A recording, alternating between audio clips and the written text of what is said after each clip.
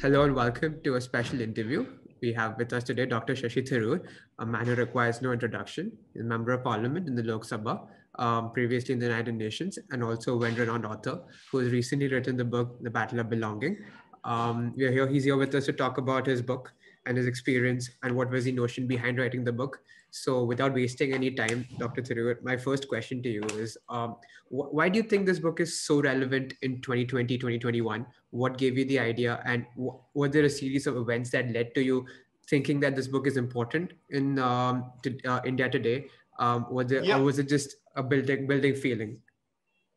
No, actually, this is something which I've been thinking about for a long time, but it became, to my mind, sort of almost the moral urgency of writing it was absolutely intensified by the government coming to power in 2014 and putting all these issues front and center in our country's politics. The truth is that in the good old days, as it were, we could take some of the stuff for granted.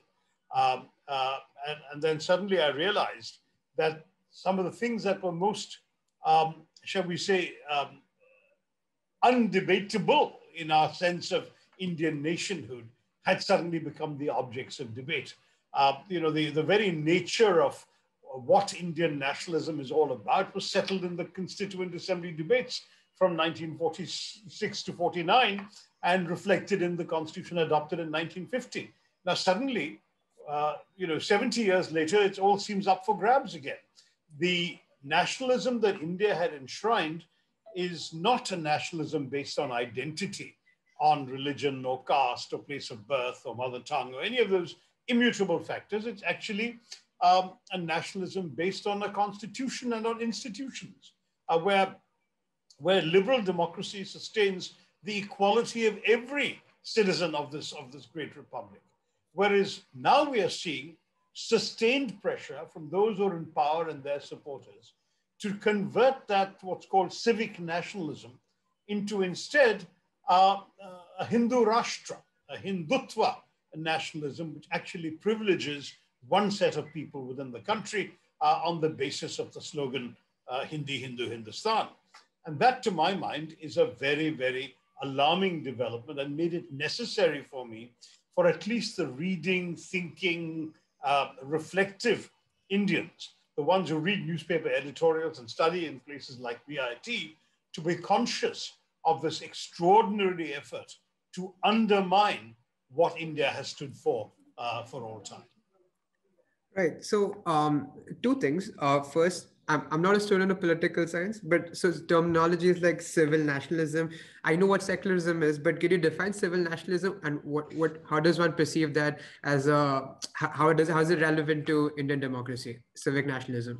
So that's exactly what I was trying to say in my first answer, which is that while in the book I describe the entire theory, practice, evolution of nationalism around the world, and I describe various kinds of nationalism, linguistic nationalism, territorial nationalism, religious nationalism, ethnic nationalism, and so on, I basically boil it down to two categories. One is broadly ethno-religious nationalism, if you like, which is nationalism based on immutable factors like where you're born, your religion, et cetera, your language.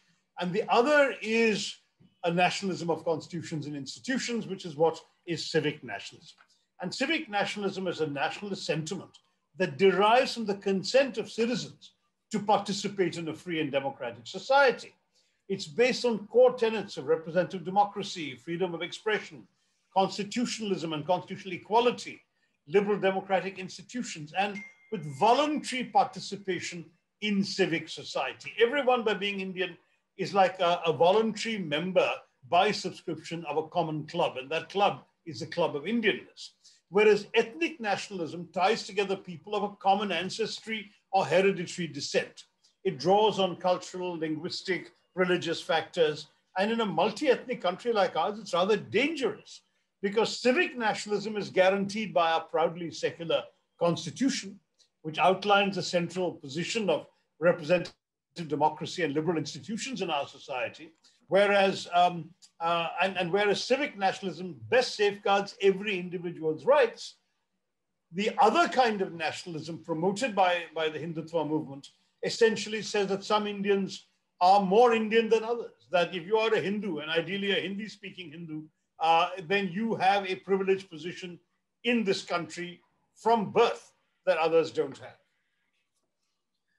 Right, so you rightly pointed out that a lot of this debate was put to rest very early into the formation of a constitution in the first That's two decades of our democracy, right? Why do you think the discussion has erupted again, let's say 60 years after this debate was settled? And we later on focus, because I was researching, and there are a lot of other countries who also are following the similar pattern, right? There's Brazil, there's Germany, there's a lot of other countries who have such notions coming up. Why do you think this decade was such where such debate was revoked again? You're right that there's similar movements in other countries, but it's not on the same basis. So Mr. Bolsonaro is not speaking only for white Brazilians of a particular kind. He's speaking for all Brazilians, but he's talking the language of strongman rule, of tough institutions, of uncompromising policies. Mr. Erdogan is closer to Mr. Modi because he is trying to privilege a certain Islamist interpretation of Turkish nationhood. But what we are seeing with Mr. Modi and his movement is something otherwise rather unique, in that it's not only about being a strong man, it's not only about a relatively authoritarian interpretation of the state, which controls more and more the supposedly autonomous and independent institutions of our democracy and brings them to heel. It's also colored by this thing that India is naturally a country for Hindus. And that is something which is a particular challenge given our 3,000-year-old history. You know, the irony is that our own civilization has been a very inclusive one, because we've had so many influences, invasions, travelers, various people kind of merging themselves into Indian civilization, that as a result, our traditions of inclusivity, social justice, religious tolerance, and frankly, in the process, a society that accepted differences. You know, people accepted, so that's why we gave refuge to Jews, to Christians, to Parsis, and indeed, we welcomed in many parts of the country Muslims, because the Hindu Indian didn't have a sense that theirs was the only answer. Hinduism itself is one of the, perhaps the only major religion in the world that doesn't claim to be the only true religion in the world. And so it's completely welcome. You know, you can, just as a Hindu is free to imagine God as a 10-armed woman riding a tiger, or as a pot-bellied figure with an elephant head, the Hindu has no problem. He won't imagine God as a bleeding man suffering on a cross either. And that kind of sense of acceptance, what Swami Vivekananda famously said, you know, ekam sat vipra bahuda vadanti. There's only one truth, but sages call it by different names. For him, every religion was equally valid. That's the kind of spirit in which Hinduism flourished for 3,000 years. Suddenly, all that's being questioned. And while I would argue that there are still plenty of Indians fighting to uphold those values of inclusivity, individual rights, acceptance of difference, and so on, what we're seeing with the other side is throwing up barriers from birth, insisting that this is essentially a Hindu country. The dominant narrative has become one of a patriotism that thrives on exclusionary, aggressive, sectarian ideas of nationalism.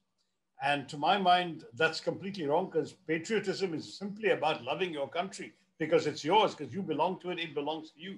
That's all patriotism is. And a Muslim Indian or a Christian Indian or a Naga Indian or a Malayali Indian or a Punjabi speaker or a Tamil speaker, everyone is as equally entitled to love their country and their part of the country as anyone else. That's something the Hindutva movement has not been able to grasp.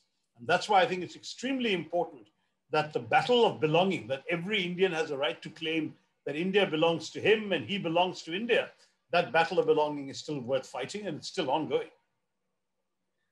Right, fair. So, okay, just two questions. A, how does one today differentiate between what is a message that's meant to talk about Hinduism and what is a message that's meant to talk about Hindutva? Because both involve very similar methods. They both call back to history. They both call back to culture. But it's difficult for an average citizen or an average viewer of television to differentiate between what's packaged as Hindutva and what's packaged as Hinduism. So how would you draw a line and differentiate between these two? Very simply, the fact is that Hinduism is a religion, which is the personal belief of every individual who chooses to believe in it or not and practice it or not, whereas Hindutva is nothing to do with religion. It is purely a political ideology. And the difference is that Hinduism is inclusive and non-judgmental. Hindutva as a political doctrine believes in exclusion. Hinduism says that apart from being your faith being the personal concern of every individual, you can include all ways of worship, whereas Hindutva is indifferent to devotion and cares principally about identity. So what Hindutva only uses Hinduism as a badge of identity. It's completely indifferent to any principles, rituals, practices, philosophies of Hinduism.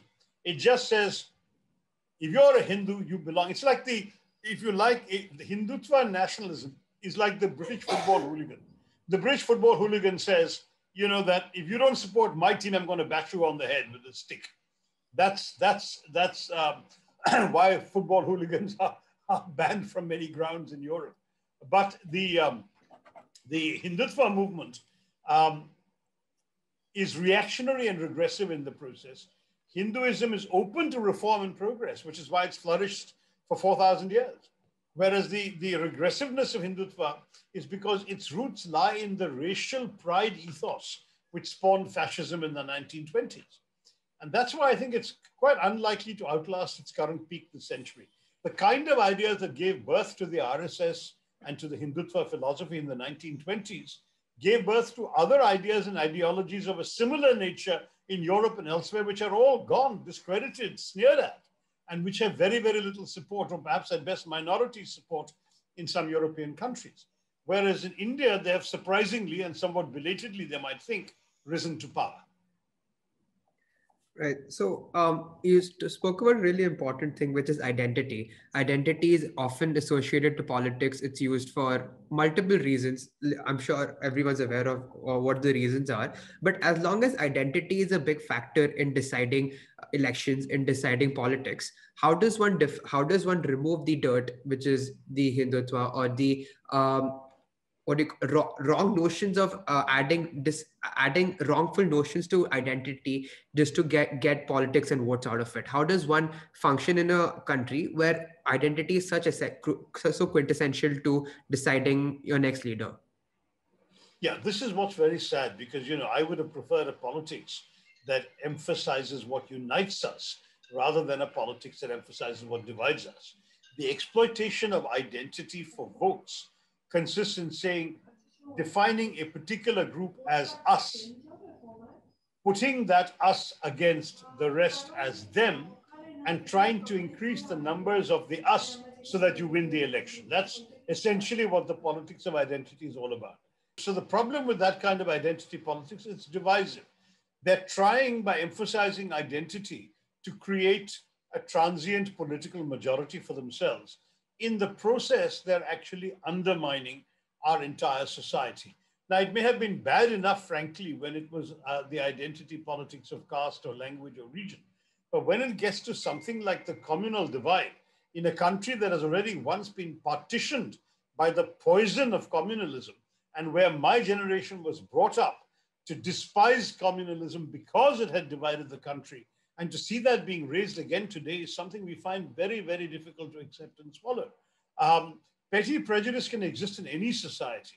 But what troubles me about the present is that our national leaders, who should be models for the country to follow, don't even appear to be in control of the hatred that they themselves have created and enabled. And in letting this monster loose, they're allowing the haters, the trolls, the cynical and opportunistic TV anchors, the vigilantes on the streets, all of them to take us to a very dark place indeed. Even today, I remember I read the columns, as well as I remember reading today that Facebook, Twitter have blocked Donald Trump's account, but not getting too deep into that. But in general, as principle, how do you moderate something such as hate speech in a country which promises freedom of speech to its citizens? Where do you draw a line there? Well, most modern societies have actually drawn a line between freedom of speech on the one hand and hate speech, which is injurious to others and can provoke violence against others. So that's usually, in fact, the Supreme Court in our country has ruled on this matter in several judgments. And essentially, even sedition has been read down by the Supreme Court to only apply to cases when seditious speech would encourage violent action or would actually call for violent action or would incite violent action against the government or against other sections of society. So to my mind, that's a fairly easy distinction to draw. And if the authorities can't draw it, the courts must draw it on a case-by-case basis. But in the case of Facebook or Twitter, the companies concerned must draw it.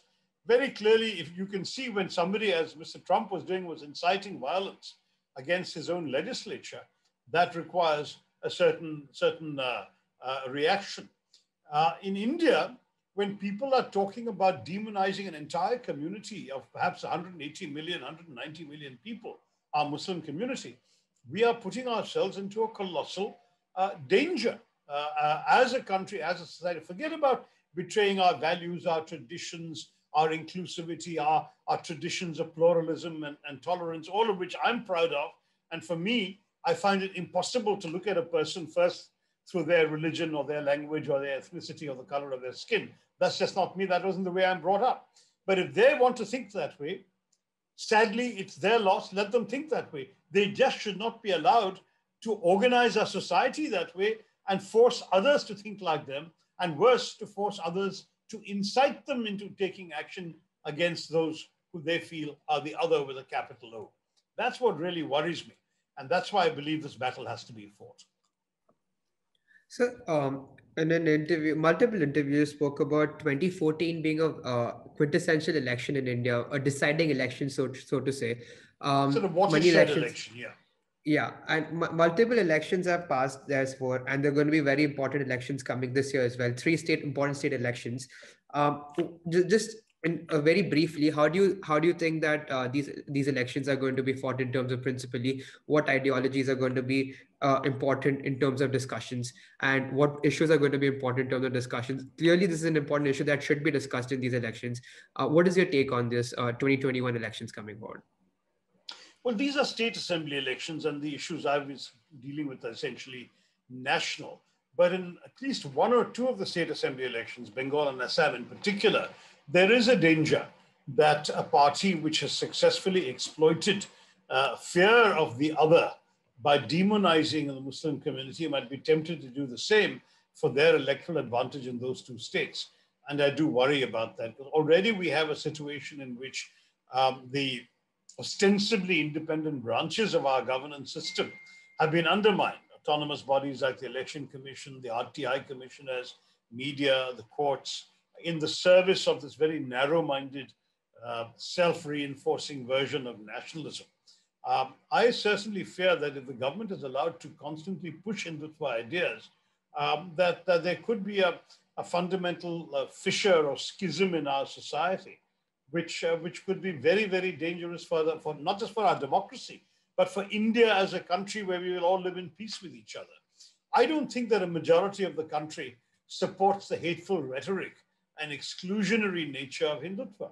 And I keep reminding people that in the national election, the BJP won only 37% of the vote, which is far from a majority. I mean, 63% supported parties that don't buy into the BJP's ideology and the BJP's way of doing things.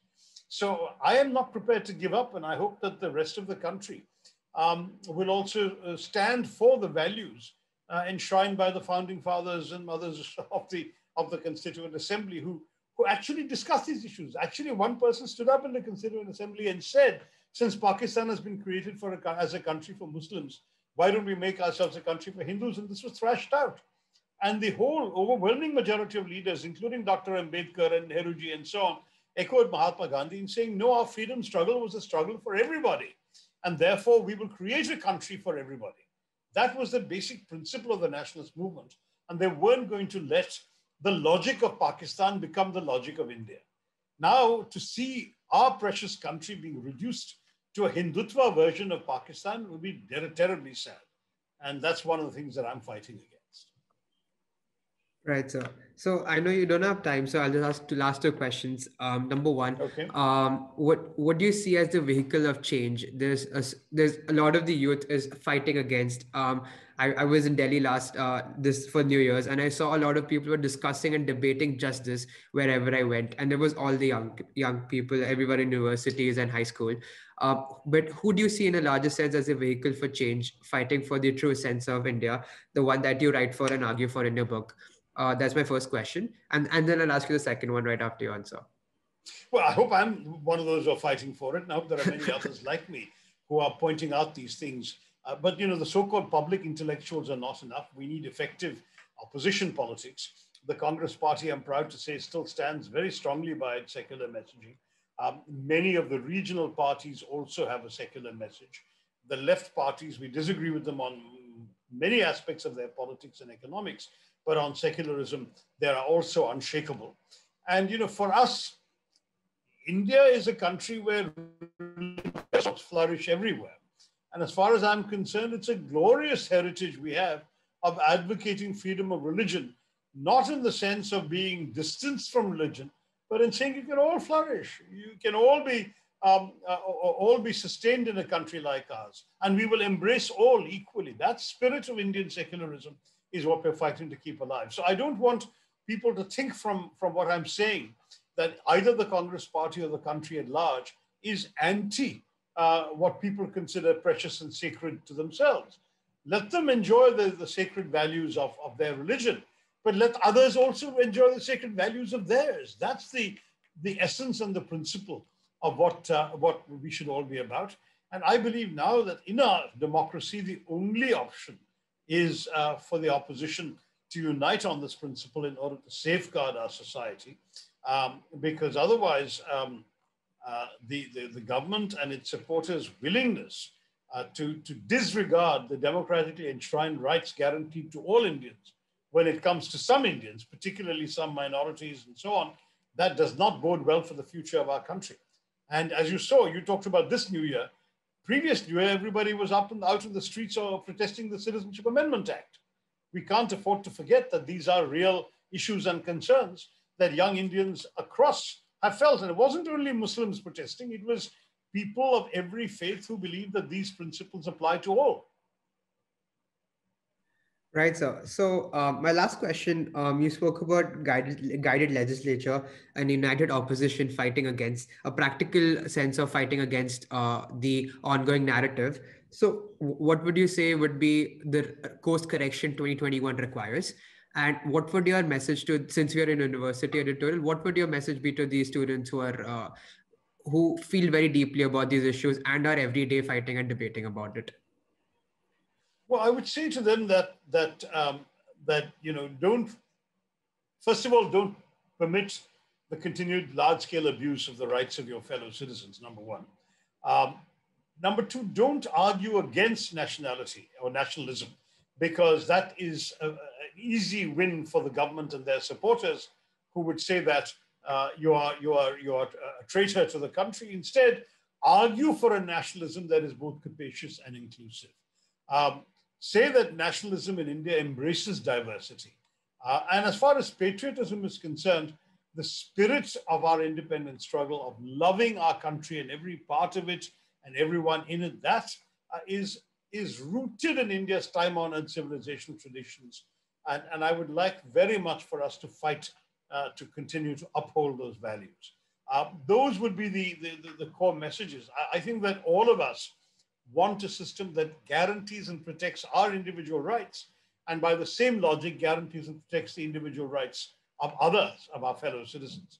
You can't have a democracy in which some people say we're more equal than you, we have more rights than you, this country is more ours than yours. That's the problem with the Hindutva movement. And that's why I think it's extremely important that we say that we are fighting for the rights of everybody, including the Hindutva types, to have the same rights as everyone else. The truth is that this spirit of ascendant communalism, I'm convinced, is an aberration in the history of India. And that the sort of values that have really held sway for most of our 3/4 of a century of independence cannot just disappear. The nationalism, the civic nationalism, as I call it, entrenched in our constitution, still has strong roots. And I think we ought to strengthen those roots and work with dedication, with idealism, and with commitment to the India that our founding fathers left us. If we were to surrender to the sectarian, bigoted intolerance of those around the Hindutva movement who are riding high on the backs of cow vigilantes and mob violence and so on, and just thumping strong leadership and so on, then it seems to me we would be absolutely betraying our country. It would no longer be the India that Mahatma Gandhi fought to free. So let's save the India that we should all cherish. And that is why I'm in this, and I hope that many of you will join me in ensuring that we can keep truly that tiranga of diversity, of pluralism, still flying aloft with great pride.